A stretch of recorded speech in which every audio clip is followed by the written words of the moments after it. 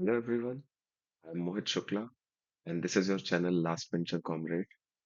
So today in this tutorial I'll be making a few videos. It will be kind of series for understanding the software called ICCAP, or it is also known by the name of Pathwave Device Modeling Software.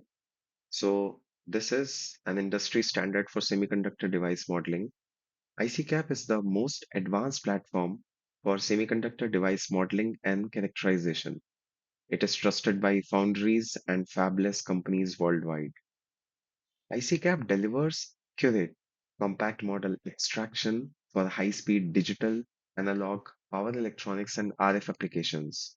So in this tutorial, I'll be showing you how to operate this ICCAP software. We will be starting from scratch.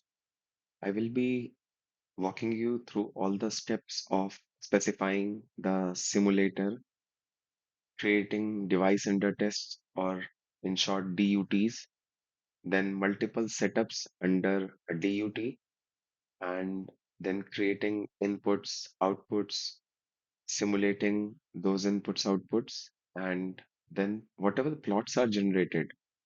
So we visualize all those plots, exporting data, importing data.